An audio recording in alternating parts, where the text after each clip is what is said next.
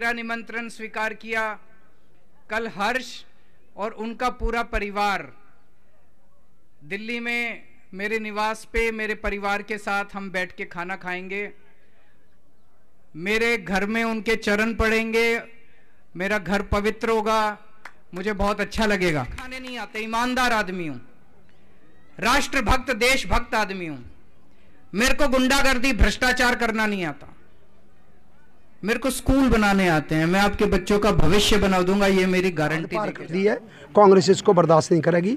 सरकारी कर्मचारी का जो शोषण हो रहा है, जो सफाई कर्मचारी के साथ, बेलदार के साथ, माली के साथ और दूसरे कर्मचारियों के साथ जो भेदभाव हो रहा है, उसको कांग्रेस बर्दाश्त नहीं करेगी। कॉन्ट्रैक्ट बेस को भी बर्दाश्त नहीं करेगी। और कांग्रेस सत्ता में आएगी तो सबसे पहले सफाई कर्मचारी को, बेलदार को और माली चौकीदार को, टीचर को, सबको उनके अधिकार देगी और फिर पक्का करेगी, सबको पेंशन योजना लागू करेगी।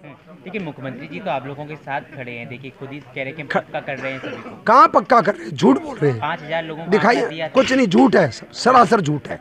जब वहाँ आयोग के चेयरमैन ने और दूसरे लोगों ने साबुत कर दिया, प्रूफ कर दिया, रिकॉर्ड पे आ गया कि कोई पक्का नहीं हुआ है, तो ये झूठ लूट नहीं चलेगी, वरना गद्दी छोड़ दो। केजरीवाल ने एमसीडी का एकीकरण हुआ तो केजरीवाल ने हर कर्मचारी से ये वायदा करा था कि उसके हक इंसाफ की बात की जाएगी, जितने पक्के हैं नहीं हैं उनको पक्का किया जाएगा और उनकी सैलरी जो है वो 1 तारीख को उनके अकाउंट में आ जाएगी। जबकि हकीकत में ऐसा सिर्फ 1 से 2 महीने तो हुआ, लेकिन उसके बाद कुछ भी नहीं हुआ।